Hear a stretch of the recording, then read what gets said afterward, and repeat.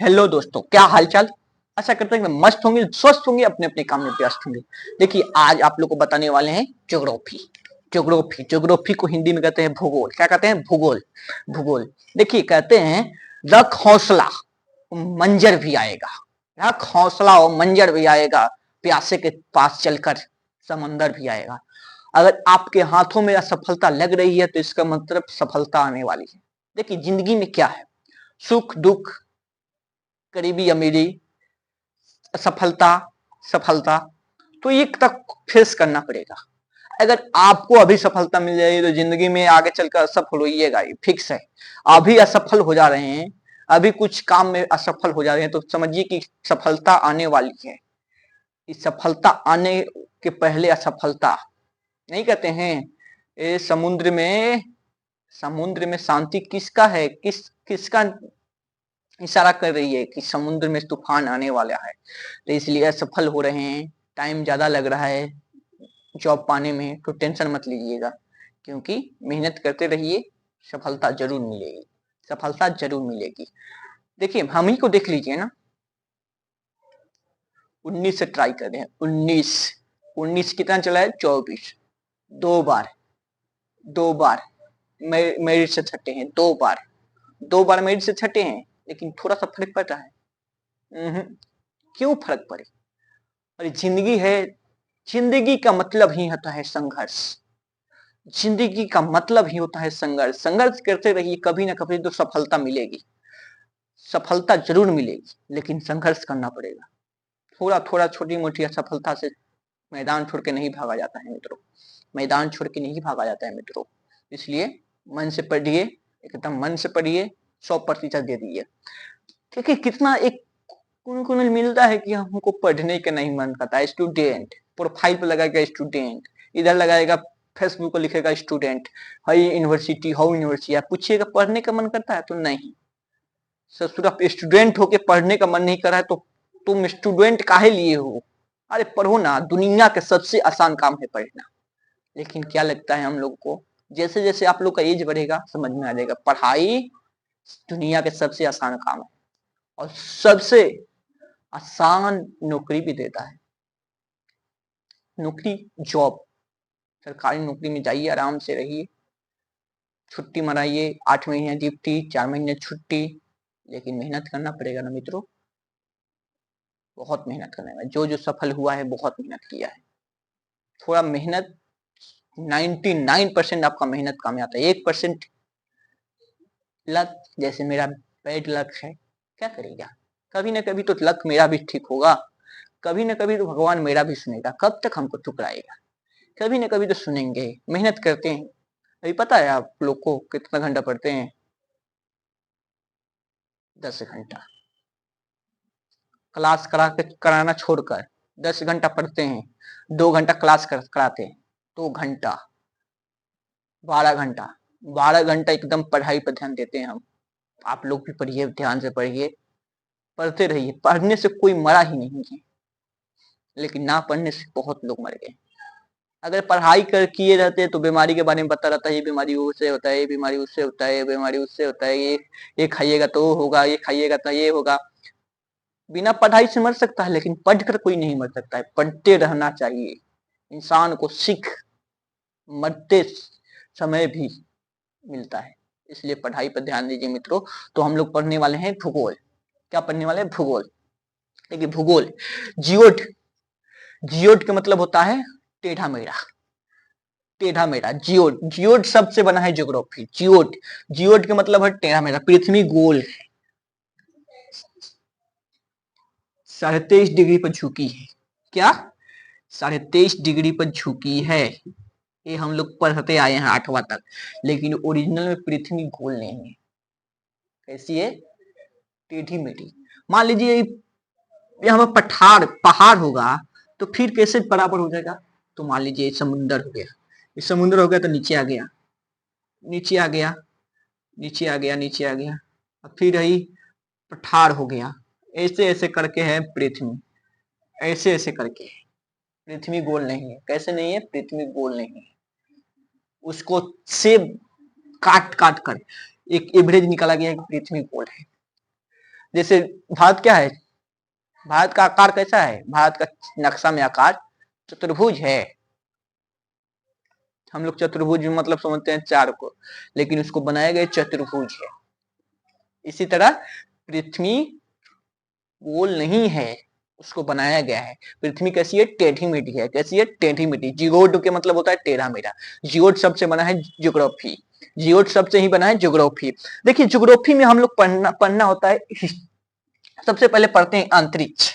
अंतरिक्ष के बारे में जानते हैं। अंतरिक्ष क्या है, ऊपर ऐसे खड़ा हो जाइए, खुले आसमान में जाइए ऊपर, ताकि जो दिखाई दे रहा है ब्रह्मांड में सब अंतरिक्ष में है। क्या है, सब अंतरिक्ष है। क्या है, सब अंतरिक्ष है। ठीक है, सब अंतरिक्ष है। ऊपर जितना देखिएगा सब अंतरिक्ष है। अंतरिक्ष में सबसे ज्यादा अंतरिक्ष में क्या है, तारा है। अंतरिक्ष में सबसे ज्यादा क्या है, तारा है। अब ससुर आता है कि हम लोग बचपन में कहते थे, हमसे कोई पूछता था बताओ, एक क्वेश्चन पूछे पूछे पूछे बताओगे, हम पूछो। बचपन में क्या सवाल उल्टा सीधा आता रहता था, बताओ आसमान में कितना तारा। हम भी तेज निकलते थे, हम कहते थे जितना सर में मेरे केस है ना, केस बाल, उतना तारा। तुम बता दो मेरे केस में कितना बाल, कितना मेरे सिर पे कितना केस है। वो कहता तो ओ ठीक है, मेचा मेचा कट गया। क्या हो गया, मेचा मेचा कट गया। लेकिन नहीं, आज जो मान लो कि मेरे पास केस था, जो बेचारा टकलू था, वो क्या जवाब देता, पृथ्वी में जितना सॉरी अंतरिक्ष में जितना तारा है ना, उतना मेरे चंडूल पर केस। अरे चंडूल में कितना होगा, 1000 होगा, 2000 होगा, 3000 होगा, लाख होगा, लेकिन इतना ही है।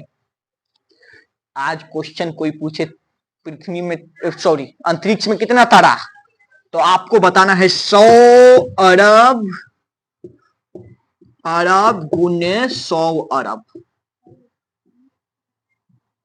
ठीक है, क्या है, तारों की संख्या अंतरिक्ष में, तारों की संख्या। क्या, तारों की संख्या। अंतरिक्ष में सबसे ज्यादा क्या है, तारा है। अंतरिक्ष में क्या है, सबसे ज्यादा तारा है। सबसे ज्यादा तारा क्या है, सबसे ज्यादा तारा है। अब तारा होता है क्या, तारा होता है क्या, जिसके पास ताप हो और उष्मा हो। जिसके पास ताप रहेगा उस ऑटोमेटिक उष्मा रहेगा, तो तारा किस कौन कहलाएगा, तारा के पास खुद का उष्मा होता है। क्या होता है, खुद का उष्मा और खुद का ताप होता है। क्या होता है, तारा को पहचानने के लिए क्या क्या ध्यान देना पड़ेगा, खुद का उसका उष्मा और ताप होता है। क्या, खुद का उष्मा और ताप रहा होता है। क्या, खुद का उष्मा और ताप रहता है तारा के पास। क्या, तारा के पास। अंतरिक्ष में बताइए सबसे ज्यादा क्या है, तारा है। अंतरिक्ष में सबसे ज्यादा तारा कितना है, 100 अरब गुने 100 अरब। ठीक है, आपसे कोई पूछे अंतरिक्ष में कितना तारा, तो बताइएगा 100 अरब गुने 100 अरब। ठीक है, अब देखिए, अब तारा हो गया, तारा हो गया। हम लोग सुनते आए हैं कि सूरज क्या है, तारा है। सूरज क्या है, तारा है। सूरज क्या है, तारा है। अब पूछिए पृथ्वी के सबसे नजदीकी है, क्या है, सबसे नजदीकी है। पृथ्वी हो गया, उसके सबसे नजदीक तारा है ये, तारा सूर्य है। क्या है, सूर्य है। अब तारा के नाम सूर्य क्यों रख दिया गया, सोचिए। पृथ्वी के पास, पृथ्वी उसको ही तारा कहते हैं। तारा आज नहीं दिखाई दे रहा है, उगत हो तारा देवता, जलती धारावा, जलती जलावा, तारा भगवान कहते उसको। तारा भगवान, सूर्य भगवान जिस तरह कहते हैं। लेकिन सूर्य ही क्यों नाम दिया गया, क्योंकि हम लोग के जो करीब रहता है उसका कोई, जो हम लोग के खास रहता है, जो करीबी रहता है, उसका अलग से नाम देते हैं, उसका अलग से नाम देते हैं। जैसे जो पृथ्वी के पास तारा था, नजदीक था, उसका नाम रख दिए सूर्य। हम लोग के जीवन में भी तो होता है, किसी का नाम रख देते सोना, बाबू, मंगरुआ, ढकेलुआ, जिससे ज्यादा करीबी होता है, खास होता है, उसका नाम अपने से रख देते हैं कि नहीं, ये मंगरुआ हा, ढकेलुआ हा। ठीक है, तो पृथ्वी के पास कौन सा सबसे नजदीकी तारा कौन सा है, सूर्य है। क्या है, सूर्य है। ठीक है, सूर्य है। तारा बनने से पहले गैसों की, अब देखिए तारा बनने से पहले सबसे पहले क्या होता है, निहारिका। तारा इसी तरह नहीं बन जाता है, पहले गैसों का पहले गैसों का क्या रहता है, तारा बनने से पहले गैसों का बादल होता है। देख रहे हैं,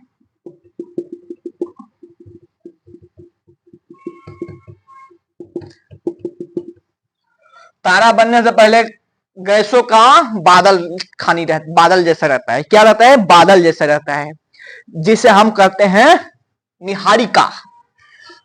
किसी किसी का नाम रहता है निहारिका, निहारिका। तो बताइए, तारा बनने से पहले कैसा रहता है, गैसों का बादल जैसा रहता है, उसको कहते हैं निहारिका। निहारिका, उसका नाम निहारिका है। निहारिका नाम से याद पड़ा, निहारिका। सब हम लोग कहीं न कहीं से कॉपी करके रखे हैं। निहारिका किसको कहते हैं, तारा बनने से पहले का रूप। तारा बनने से पहले का रूप क्या होता है, निहारिका। क्या होता है, निहारिका। क्या होता है, निहारिका। निहारिका होता है।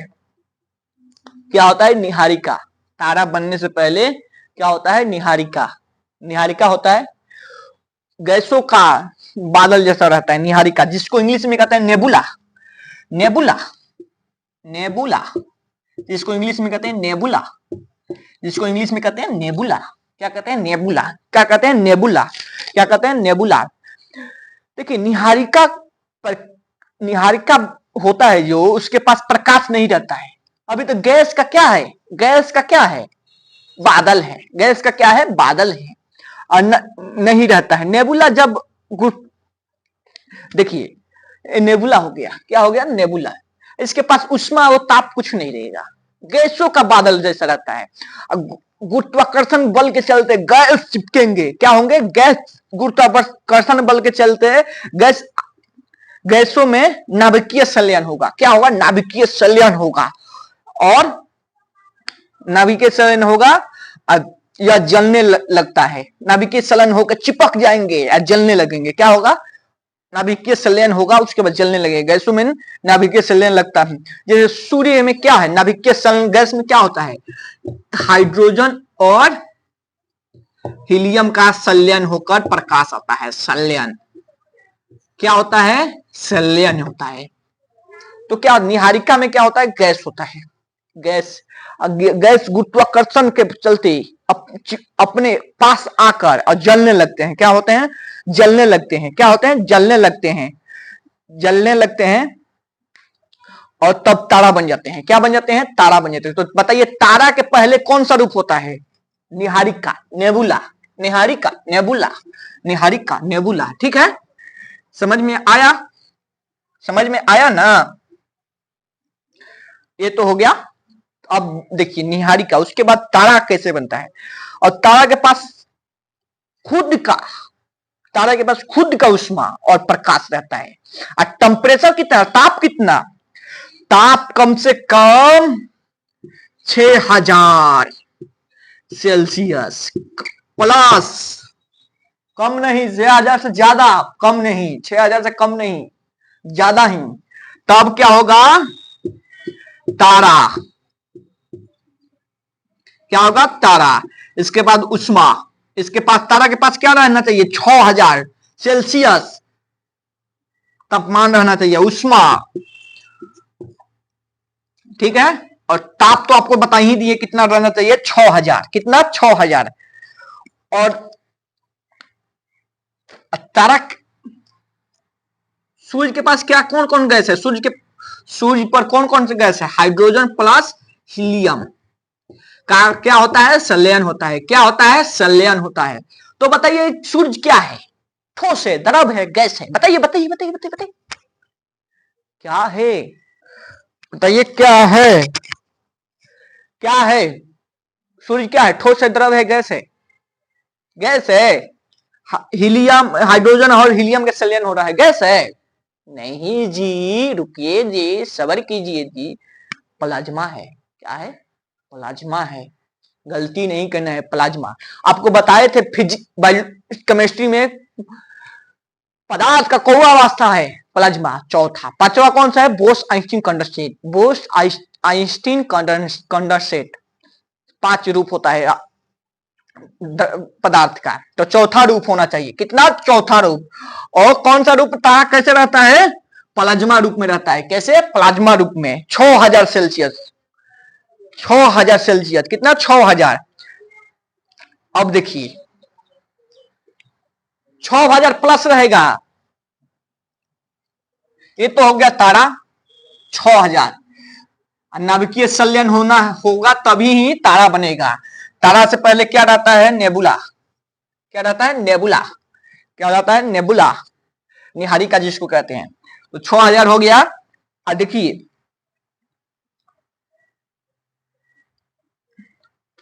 ये लाल हो गया,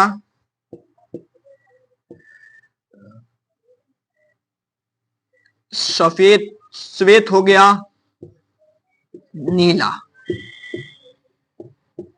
यहां तारा तारा लिख दीजिएगा। नीला, लाल तारा के पास कितना टेम्परेचर रहता है? 6000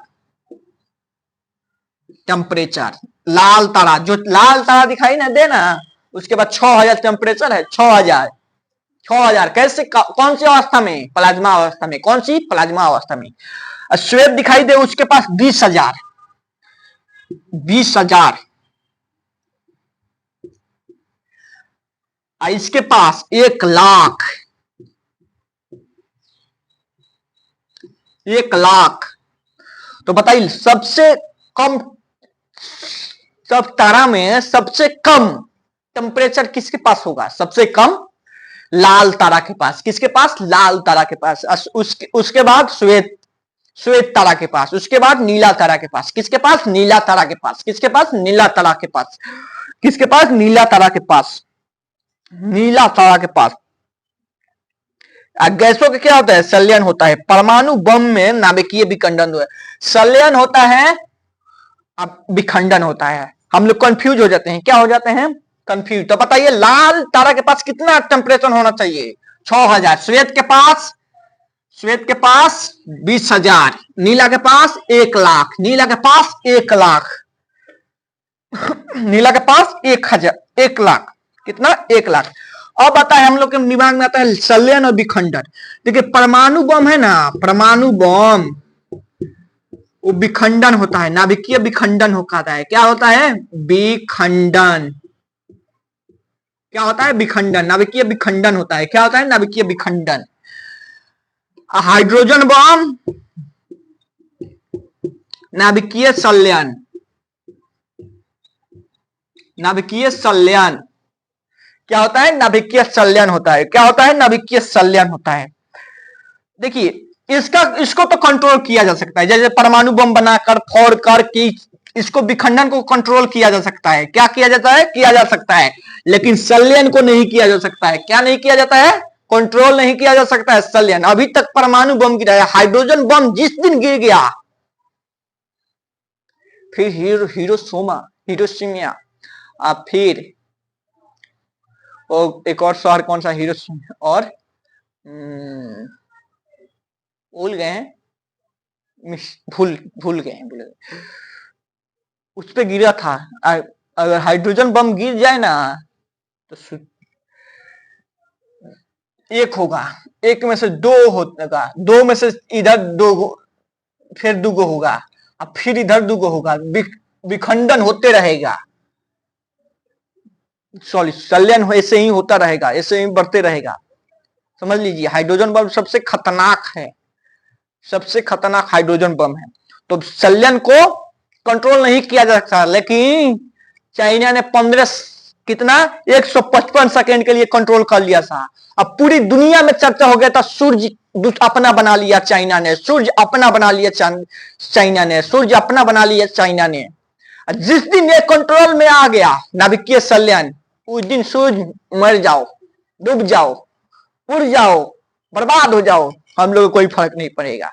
जिस दिन नाभिकीय संलयन कंट्रोल हो गया, भाभा एटॉमिक रिसर्च सेंटर में काम चल रहा है, आज से 20-30 साल बाद नाभिकीय संलयन को हम लोग कंट्रोल कर लेंगे। क्या कर लेंगे? कंट्रोल कर लेंगे। उसके बाद अपना सूर्य बनाएंगे। क्या बनाएंगे? अपना सूर्य बनाएंगे। लेकिन एक कहने की बात है, कभी कर ही नहीं सकते हम लोग। 50 साल गारंटी दे रहे हैं, तब तक कोई नहीं कर सकता है। 50 साल तक हम गारंटी दे रहे हैं। संलयन को कंट्रोल करना बहुत मुश्किल। चाइना 155 सेकेंड, 155 सेकेंड मतलब 3 मिनट, समझिए 3 मिनट के लिए किया था। 3 मिनट में सूर्य 3 मिनट के लिए निकलता है? नहीं हो सकता है। देखिए, तारों में ईंधन के रूप में हाइड्रोजन रहता है, जो हीलियम के साथ, क्या हीलियम के साथ संलयन संलयन करता है। क्या करता है? संलयन करता है, जिसके कारण हाइड्रोजन हीलियम खत्म हो जाते हैं। क्या हो जाते हैं? खत्म हो जाते हैं। ईंधन के तारा के पास क्या रहता है? हाइड्रोजन और हीलियम। क्या रहता है? हाइड्रोजन और हीलियम, और दोनों संलयन करते हैं। क्या करते हैं? संलयन करते हैं। क्या करते हैं? संलयन करते हैं। और मान लीजिए कोई चीज है, किसी ना किसी चीज का फिक्स होगा ना, संलयन करते करते करते करते खत्म हो जाते हैं। क्या हो जाते हैं? खत्म हो जाते हैं। खत्म हो जाते हैं। क्या हो जाते हैं? खत्म हो जाते हैं। खत्म हो जाते हैं। देखिए, नाभिकीय संलयन होगा, hydrogen helium, hydrogen helium, hydrogen helium, तो क्या होगा? खत्म होगा ना। तो खत्म होता है कहां का? तारा में के। कहां का? तारा में के हाइड्रोजन हीलियम खत्म होते हैं। तो सबसे पहले किनारे का नहीं खत्म होता है, बीच का होता है। ये मान लीजिए तारा है,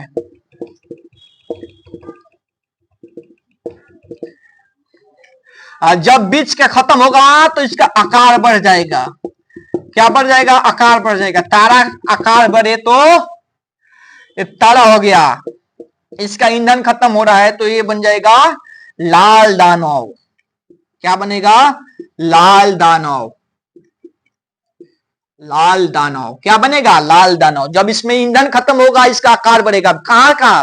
बीच में के खत्म होना शुरू करेगा। सबसे पहले क्या होगा? बीच में के खत्म होना शुरू करेगा और इसका आकार बढ़ जाता है। जब बन जाता है लाल दानव। और तारा प्लाज्मा के अवस्था में होता है। तारा समझ बताइए दिए, तारा क्या कौन सी अवस्था में होता है? प्लाज्मा के। लाल दानव में तारा चमकना कम कर देता है। लाल दानव जब बनेगा तो तारा क्या हो जाएगा? चमकना कम कर देगा। क्या कर देगा? तारा चमकना कम कर देता है, जिसे कहते हैं श्वेत दामन। क्या हो जाएगा? यहां से बन जाएगा श्वेत दामन। चमकना कम कर देगा, श्वेत दामन। नाम के लिए श्वेत है, लेकिन काम क्या करेगा? चमकना कम कर देगा। और जब पूरा तरह खत्म हो जाएगा, चमकना ही बंद कर दे, तब बन जाएगा काला वामन। वामन तब बनेगा काला वामन। वामन तब बनेगा क्या? काला वामन। तब क्या बनेगा? काला वामन बनेगा। क्या बनेगा? काला वामन बन जाएगा। एकदम पूरा छोड़ देगा, चमकना छोड़ देगा पूरी तरह। तो बताइए, सबसे पहले तारा बनने से पहले कौन सा रूप होता है? निहारिका। कौन सा रूप होता है? निहारिका। उसमें क्या होता है? गैसों का बादल होता है। क्या होता है? गैसों का बादल होता है। उसके बाद होता है आपका तारा बनता है। तारा में क्या कौन कौन सी गैस होती है? हाइड्रोजन में हीलियम। क्या होता है इसके साथ? क्या होता है? संलयन होता है। क्या होता है? संलयन होता है। संलयन के बाद जब उसमें हाइड्रोजन हीलियम की संख्या कम होगा तो बीच में खत्म होगा तो उसके आकार बन जाएगा। उसके बाद आकार बनेगा तो बन जाएगा लाल दानव। क्या बन जाएगा? लाल दानव। उसके बाद ये हो जाएगा, थोड़ा चमकना कम करेगा तो श्वेत दामन। पूरी तरह छोड़ देगा चमकना तो क्या बन जाएगा? क्या बनेगा? काला वामन। इसी पर गीत है, जिस दिन से तुम जुदा हुए तारों ने चमकना छोड़ दिया। जिस दिन से तुम जुदा हुए तारों ने चमकना छोड़ दिया। काला वामन बन गया है। ससुरा काला वामन लड़कवा लड़की को बेवकूफ बनाता है कि जिस दिन से तुम, आरोप लगाता है, तुमने छोड़ दिया, तारों ने चमकना छोड़ दिया। सुधर जाओ। खाली लड़की लोग को बेवकूफ करने के लिए गाना होना आता है। देखिए बेचारा, इसका खुद का ईंधन खत्म हुआ है। खुद का ईंधन खत्म हुआ है। उसके बाद बना है श्वेत वामन। अब तब पूरी तरह खत्म हो गया, पूरी तरह चमकना छोड़ दिया, तब बना काला वामन। कहता है कि जिस दिन से तुम जुदा हुए तारों ने चमकना छोड़ दिया। तो बताइए, सबसे पहले कौन सा रूप होता है? निहारिका। निहारिका के बाद क्या होता है? लाल दानव। क्या होता है? लाल दानव। उसके बाद क्या बनता है? सफेद बामन। क्या बनता है? सफेद बामन। उसके बाद बनता है काला बामन। काला बामन चमकेगा? नहीं चमकेगा। क्या करेगा? नहीं चमकेगा। तो बताइए तारा कौन सी रूप में रहता है? ठोस, द्रव, गैस? नहीं, प्लाज्मा रूप में होता है। कितना? प्लाज्मा रूप में। उसका सेल्सियस कितना होना चाहिए? 6000 सेल्सियस से ऊपर रहना चाहिए। कितना? 6000 सेल्सियस से ऊपर रहना चाहिए। ठीक है, ठीक है, 6000 सेल्सियस। 6000 सेल्सियस प्लाज्मा रूप। प्लाज्मा रूप, ठीक है, प्लाज्मा रूप होना चाहिए। देखिए तारा बनता है लाल दानों, लाल दानों के बाद बन जाता है काला बामन। लेकिन ये कौन बनेगा? सब छोटे तारे बनेंगे। क्या बनेंगे? छोटे तारे बनेंगे। लेकिन बड़े तारा ये सब नहीं बनता है। क्या? 12 तारा, यहां से तारा बनेगा, उसके बाद लाल दानव बनेगा, उसके बाद अभिनव तारा बन जाता है। क्या बन जाता है? अभिनव तारा। इसलिए देखिए यहां पर टिक किए थे और इधर किए थे। सीधा क्यों नहीं किए थे? क्योंकि कुछ इसमें छूट रहा था। तो क्या बनेगा? ये अभिनव तारा बनेगा। क्या बनेगा? अभिनव तारा। अभिनव तारा। क्या बनेगा? अभिनव तारा। और ये अभिनव तारा, ये अभिनव तारा इधर जाएगा, बनेगा एक और टुकड़ा होगा, 4 टुकड़ा होगा। अभिनव तारा आगे बनेगा तारा, उसके बाद लाल दाना, उसके बाद अभिनव तारा, उसके बाद बनेगा न्यूट्रॉन। न्यूट्रॉन क्या बनेगा? इसका बड़ा टूटेगा ना तो सबसे बड़ा वाला हिस्सा बनेगा न्यूट्रॉन। बड़ा वाला हिस्सा बनेगा न्यूट्रॉन। क्या बनेगा? न्यूट्रॉन। उसके बाद बनेगा पल्सर। क्या बनेगा? पल्सर। उसके बाद बनेगा क्वेसर। क्वेसर। देखिए तारा से बनेगा लाल दानव। क्या बनेगा? जब उसके ईंधन खत्म होंगे, सबसे पहले बाहर, अंदर का ईंधन खत्म हो गया तो बनेगा लाल दानव। लाल दानव से छोटा वाला तारा बनेगा श्वेत बामन, थोड़ा थोड़ा चमकेगा। और उसके बाद वो बन जाएगा काला बामन। खत्म, कहानी खत्म। तारों ने चमकना छोड़ दिया। उसके बाद बनेगा, देखिए 12 वाला तारा बनेगा तारा, उसके बाद लाल दाना, उसके बाद अभिनव तारा। अभिनव तारा भड़केगा। भड़केगा तो बनेगा न्यूट्रॉन। उसके बाद पल्सर, उसके बाद क्वेसर। क्या बनेगा? क्वेसर। क्या बनेगा? क्वेसर। क्या बनेगा? क्वेसर। पल्सर मोटरसाइकिल नाम सुने हैं? पल्सर। हमारा बस चलेगा तो काला बामन बना देंगे मोटरसाइकिल। कहा बनेगा? काला बामन। काला रहेगा, कोई किसी का नजर भी नहीं बनेगा। पल्सर नाम, पल्सर मोटरसाइकिल का नाम है। ये कहां का है? अभिनव तारा भड़कता है तब बनता है पल्सर, क्वेसर। अब देखिए न्यूट्रॉन हो गया। ये न्यूट्रॉन कभी कभी क्या होता है कि ये बन जाता है ब्लैक होल। क्या बन जाता है? कभी कभी बनता है ब्लैक होल। ब्लैक होल क्या बनता है? Black hole. क्या बनता है? Black hole. दुनिया के सबसे ज्यादा घनत्व वाला चीज है ब्लैक होल। क्या है? Black hole. दुनिया के सबसे ज्यादा घनत्व ब्लैक होल। वहां का एक चम्मच का मिट्टी, एक चम्मच मिट्टी उठाइए, 10 गो हाथी के बराबर होता है। कितना? 10 हाथी के बराबर। अगर उसी का लड्डू बना दे जेसीबी से उठाकर परछावन कर दिया जाए तो क्या होगा? दूल्हा के गाड़ी पर चिपक जाएगा। तो ये हो गया।